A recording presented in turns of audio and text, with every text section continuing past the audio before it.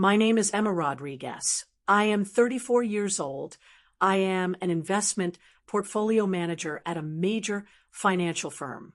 The taste of copper filled my mouth as I bit down on my lip, staring at the ATM screen that showed a balance of negative $47. My brother Marcus had cleaned out our joint savings account, the one we'd opened together to save for Mom's cancer treatments, and left me with nothing but overdraft fees and a voicemail that started with, "Sorry, sis, but I had no choice." That was 10 years ago, and I could still remember the exact metallic taste of panic mixed with betrayal as I stood in that bank parking lot, holding a prescription for Mom's chemotherapy that I couldn't afford to fill. The elevator in my downtown office building hummed quietly as it carried me to the 32nd floor, where my corner office overlooked the city that had taught me everything about money, power, and never trusting anyone with your financial future. The same city where Marcus had disappeared after stealing $43,000 that was supposed to keep our mother alive. Before I go further, tell me in the comments where you're watching from, and if you're hooked already, a like and subscribe will keep these stories coming. My assistant knocked on my glass door, her face apologetic. "Emma, there's someone here to see you. He says he's your brother, but he doesn't have an appointment." I felt my coffee cup grow cold in my hands. "Marcus!" After 10 years of silence, he was here. "Send him in," I said, surprised by how steady my voice sounded. The man who walked through my door looked nothing like the confident older brother who'd convinced me to put my life savings into a joint account for emergencies. This Marcus was thin, hollow-eyed, wearing a wrinkled suit that had seen better days. His hands shook slightly as he closed the door behind him. "Emma." His voice cracked on my name. "You look successful." I gestured to the chair across from my mahogany desk, the one where I usually sat across from clients who managed portfolios worth more than most people made in a lifetime. "Sit down, Marcus." He perched on the edge of the chair, like he might need to run at any moment. "I know you probably don't want to see me." That's an understatement. I leaned back in my leather chair, studying his face. He had new lines around his eyes, gray streaks in his dark hair. "What do you want?" "I need help." The words tumbled out of him like he'd been holding them back for years. "I'm in trouble, Emma, real trouble. I owe some people money, and if I don't pay them back by Friday, they're going to hurt my family." "Your family?" I raised an eyebrow. "You mean the wife and kids you started after you stole my money and disappeared?" His face flushed red. "It wasn't like that. I was desperate. I had gambling debts, and these guys were threatening to break my legs. I thought I could borrow the money, win it back, and replace it before you noticed." Before I noticed?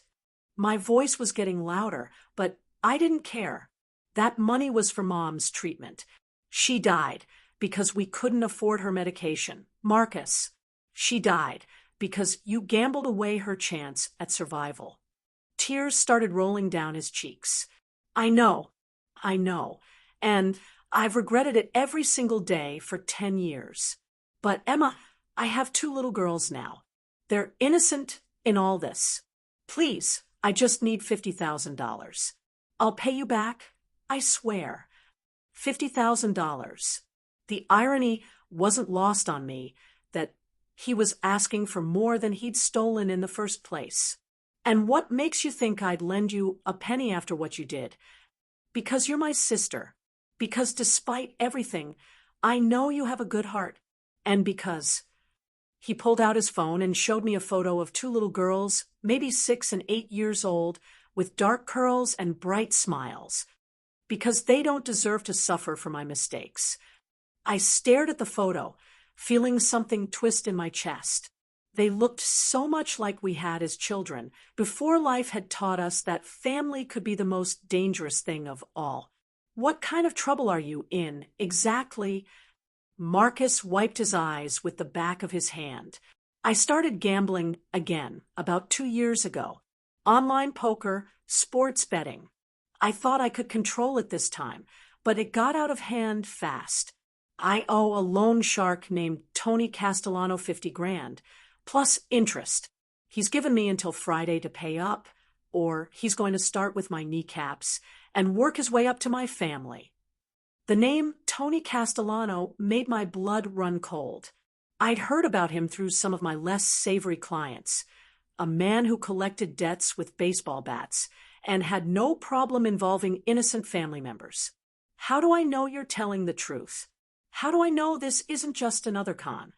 Marcus reached into his jacket and pulled out a manila envelope. Because I brought these. He spread the contents across my desk: property deeds, car titles, insurance policies, bank statements. Everything he owned laid out like an offering. I'm not asking for charity, Emma. I'm asking for a loan, and I'm willing to put up everything I have as collateral. My house, my car, my life insurance policy. If I don't pay you back, you can take it all. I picked up the deed to his house, a modest 3-bedroom in the suburbs, worth maybe $200,000. The car title was for a 10-year-old Honda. The life insurance policy was worth $100,000. This doesn't add up to $50,000 in liquid assets. I know, but it's everything I have. And Emma, I swear on our mother's grave, I will find a way to pay you back. I'll work 3 jobs if I have to. Our mother's grave, the one I'd had to pay for alone because he'd vanished with all our money. I was about to tell him exactly what he could do with his desperate plea when my office phone rang. The caller ID made my stomach drop. It was my private investigator, the one I'd hired years ago to track down Marcus, the one who'd been sending me quarterly reports on his life, his family, his struggles with gambling addiction, the one who'd been watching him for me, waiting for exactly this moment. "Excuse me," I said to Marcus, picking up the phone. "This is Emma." "Emma, it's Detective Morrison. We have a problem. Tony Castellano was found dead in his car this morning, shot execution style. And your brother's name is all over his books as someone who owed him money." I felt the room start to spin. Marcus wasn't just asking me for money to pay off a debt. He was asking me to help him hide from a murder investigation. I hung up the phone slowly, my mind racing while Marcus sat across from me, completely unaware that his situation had just become infinitely worse. Tony Castellano was dead, which meant the $50,000 Marcus owed was now the least of his problems. "Who was that?" Marcus asked, his voice tight with anxiety. "A client." I lied smoothly. "Marcus, I need you to tell me exactly where you were last night between 10 p.m. and 2 a.m. His face went pale. "Why would you ask me that? Just answer the question." "I was at home with my family. We watched a movie, put the girls to bed around 9. Then Sarah and I went to sleep around 11. "Why?" I studied his face, looking for any sign that he was lying. After 10 years of managing other people's money, I'd gotten good at reading deception. Marcus looked genuinely confused, which either meant he was innocent or he'd become a much better liar than I remembered. "Marcus, I need you to listen to me very carefully. Don't go home. Don't call your wife. Don't contact anyone until I figure out what's going on." "What are you talking about?" "Emma, you're scaring me." Before I could answer, my office door burst open. 2 men in dark suits walked in without being announced, their badges already out. "Emma Rodriguez, I'm Detective Sullivan. This is Detective Park. We need to speak with you about your brother Marcus Rodriguez." Marcus shot to his feet, his chair rolling backward. "What's going on? Why are the police here?" Detective Sullivan looked between us with interest. "Mr. Rodriguez, we've been looking for you. We need to ask you some questions about Tony Castellano." "I don't know anyone by that name," Marcus said quickly, too quickly. Detective Park pulled out a notebook. "Really?" "Because we found your contact information in his phone, along with records showing you owed him $50,000. We also have witnesses who saw you arguing with him outside his restaurant 2 nights ago. I watched my brother's face crumble as he realized he was trapped. Okay, yes, I knew Tony, but I didn't hurt him. I would never hurt anyone. Tony Castellano was murdered last night, Detective Sullivan said bluntly, shot 3 times in his car outside his home. You were one of the last people to see him alive. Marcus sank back into his chair, his face white as paper. Oh, God. Oh, God. This can't be happening. Where were you last night between 10 p.m. and 2 a.m.? Detective Park asked. At home with my family. My wife can vouch for me. We'll need to speak with her. We'll also need you to come down to the station for questioning. I stood up, my lawyer instincts kicking in despite the personal history. Detectives, my brother will cooperate fully, but he'll need legal representation present. Detective Sullivan nodded. That's his right. But Mr. Rodriguez, I strongly advise you not to leave town. After the detectives left with Marcus, I sat alone in my office, staring at the documents he'd left scattered across my desk. His entire life reduced to a pile of papers that wouldn't even cover half of what he owed a dead man. My phone buzzed with a text from an unknown number. Your brother didn't kill Tony, but someone wants the police to think he did. Meet me at Riverside Park in 1 hour if you want to know who really pulled the trigger. I stared at the message, my hands trembling. Someone was playing games, and Marcus was caught in the middle. But why would anyone want to frame him for murder? The answer came to me like a punch to the gut. The life insurance policy, the one Marcus had just offered me as collateral. If he was convicted of murder, that policy would be worthless.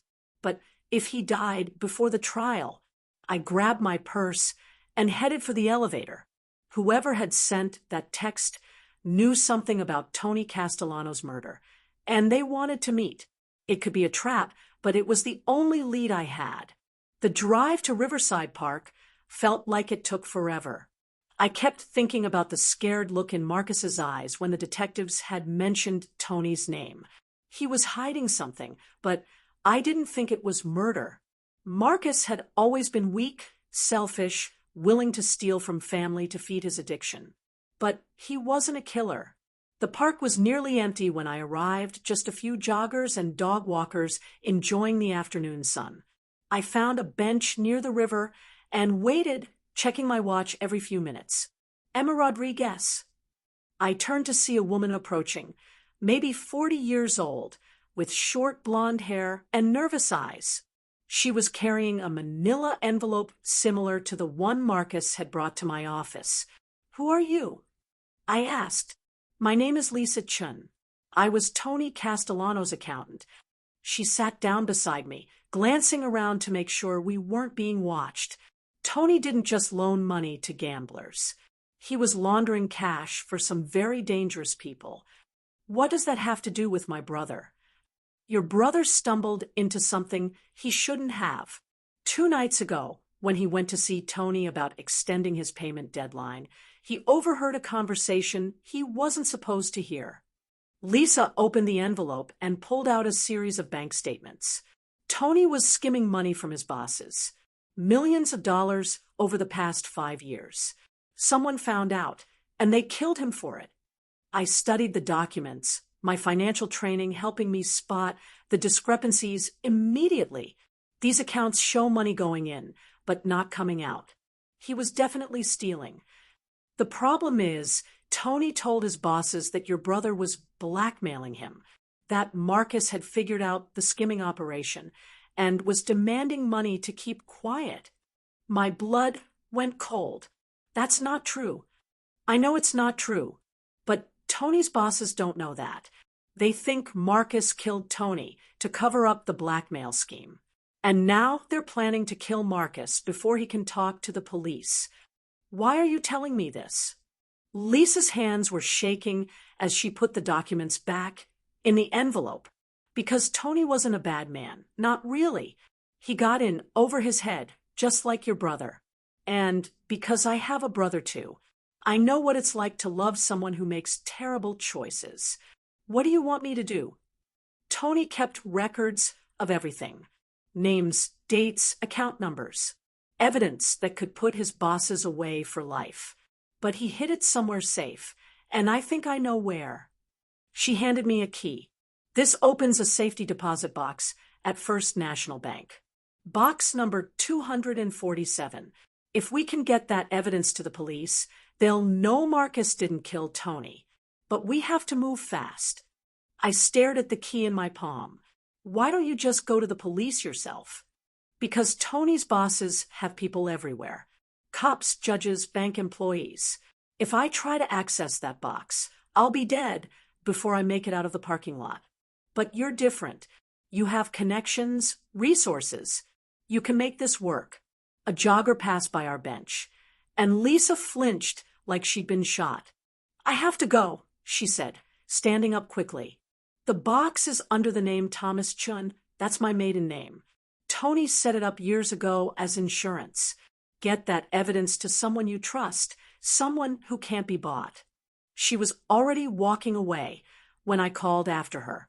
Wait, how do I contact you? You don't, she called back without turning around. After today, I don't exist. I sat on the bench for another 10 minutes, turning the key over in my hands.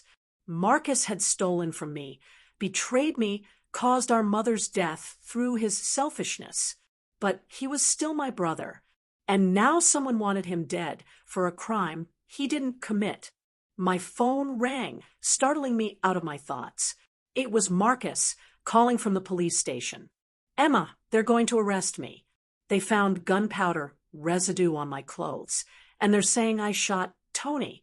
But I swear to you, I didn't do it. Someone is setting me up. Gunpowder residue.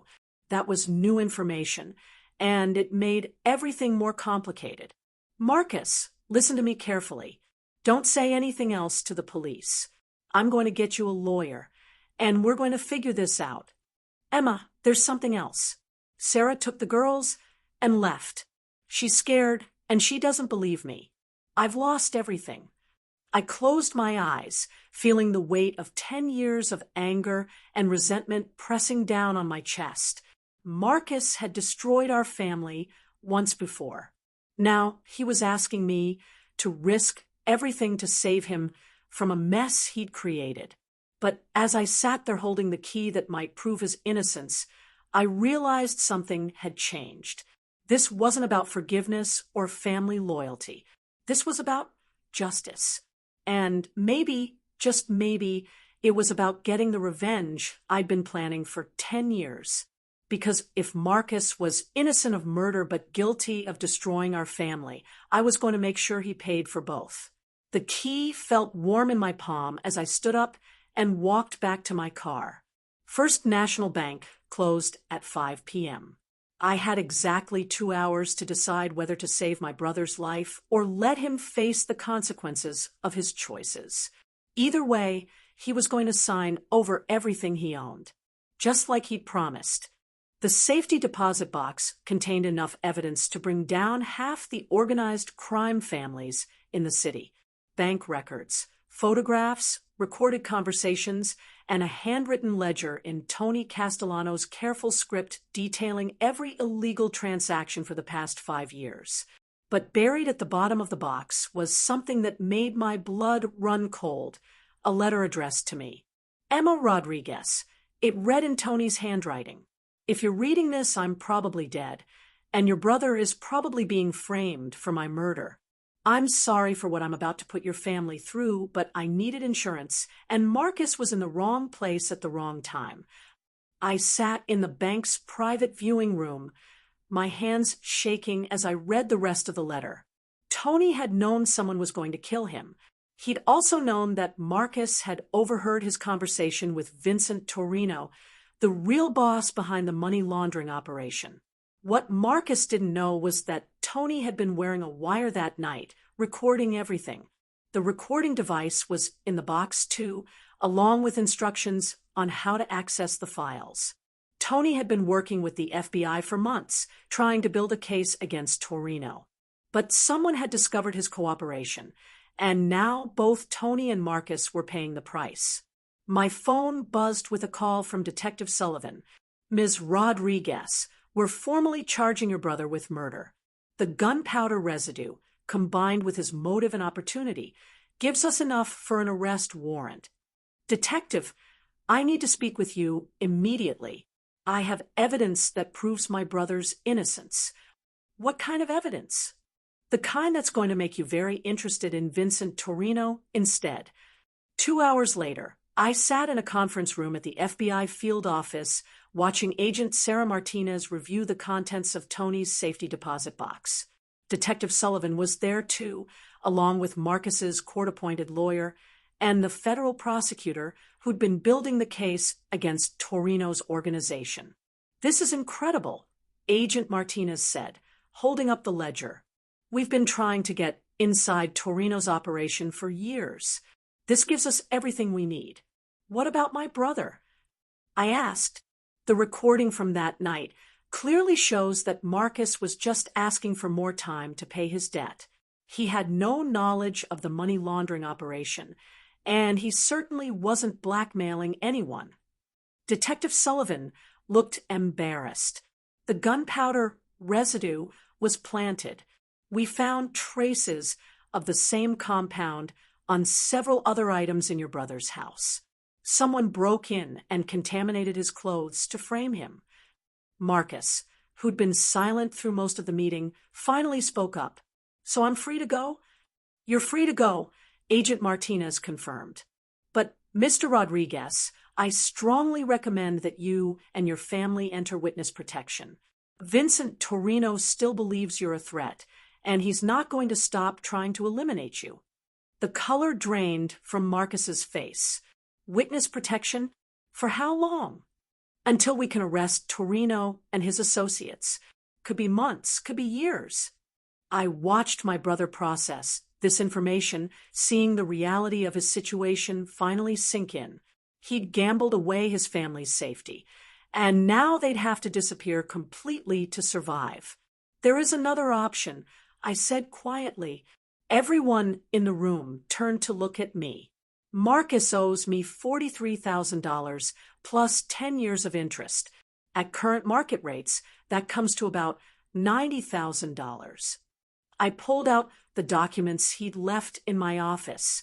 He's already agreed to sign over all his assets as collateral for a loan. Marcus's lawyer frowned. I don't understand. What does this have to do with witness protection? It doesn't, I said, looking directly at my brother.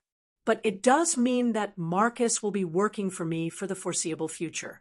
I'm starting a new division of my company focused on financial fraud investigation. Marcus has first-hand experience with gambling addiction and the criminal organizations that prey on desperate people. Agent Martinez raised an eyebrow. You want to hire your brother? I want to own my brother. I corrected. His house, his car, his life insurance policy. Everything goes to me as payment for the debt he owes. In exchange, I'll provide him with a job, a place to live, and protection for his family. Marcus stared at me in shock. Emma, you can't be serious. I'm completely serious. You destroyed our family 10 years ago, and now you've put your wife and children in danger because of your addiction. This is your chance to make it right. By becoming your indentured servant. By taking responsibility for your actions. I spread the documents across the table. Sign these papers, and I'll make sure your family is safe. I'll also make sure you get the help you need for your gambling problem. But you'll work for me, live where I tell you to live, and follow my rules until your debt is paid in full. The room was silent except for the hum of fluorescent lights. Marcus looked at his lawyer, who shrugged helplessly. It's legal, the lawyer said. Unusual, but legal. What's the alternative? Marcus asked. Agent Martinez answered. Witness protection, new identities, and the constant fear that Torino's people will find you anyway. Marcus picked up the pen, with shaking hands. If I sign these, what happens to my family? Your family gets to stay together, I said. Your daughters get to keep going to their schools, seeing their friends. Your wife gets to keep her job. You get to rebuild your life, but this time you do it the right way. And if I don't sign, then you're on your own. Marcus looked at the papers for a long moment, then at me. You've been planning this, haven't you? This isn't about helping me. This is about revenge. Maybe, I admitted, but it's also about justice. You took everything from me when I needed you most. Now I'm taking everything from you when you need me most. The difference is, I'm giving you a chance to earn it back. He signed the papers. 3 months later, I stood in the conference room of my expanded office, watching Marcus present his first case study to a room full of federal investigators. He'd lost 30 pounds. His hands no longer shook, and he spoke with the quiet authority of someone who'd learned hard lessons about the cost of addiction. The key to understanding gambling addiction, he was saying, is recognizing that it's not about the money. It's about the escape. People like me don't gamble because we think we'll win. We gamble because for a few hours we can forget about our problems. After the presentation, Marcus found me in my office. Emma, I wanted to thank you. For what? For not letting me disappear into witness protection. For forcing me to face what I'd done instead of running away again. I looked up from my computer. You're welcome. But Marcus, don't mistake this for forgiveness. You still owe me $87,000. He smiled, the first genuine smile I'd seen from him in years. I know, and I'm going to pay every penny back, even if it takes the rest of my life. It probably will. That's okay. I have time. Outside my office window, the city sparkled in the afternoon sun. Somewhere out there, Vincent Torino was sitting in a federal prison cell, and Tony Castellano's Real killers were facing life sentences. Marcus's family was safe, his addiction was being treated, and he was slowly rebuilding the trust he'd destroyed. It wasn't the revenge I'd originally planned. It was something better. It was justice with a chance for redemption. My phone buzzed with a text from Marcus's wife, Sarah. Thank you for giving us our husband and father back. The girls want to know if Aunt Emma will come to dinner on Sunday. Aunt Emma. I hadn't been called that in 10 years. I typed back, tell them I'll bring dessert. Some debts, I realized, couldn't be measured in dollars and cents. Some debts could only be paid with time, trust, and the courage to build something better from the wreckage of what came before. Marcus would spend years working to pay back the money he'd stolen, but maybe if we were both willing to try, we could also work to pay back the family we'd lost. The contract he'd signed gave me ownership of everything he had. But sitting there in my office, reading about Sunday dinner with my nieces, I realized he'd given me something worth more than any asset. He'd given me back my brother, even if it had taken 10 years and a murder investigation to make it happen.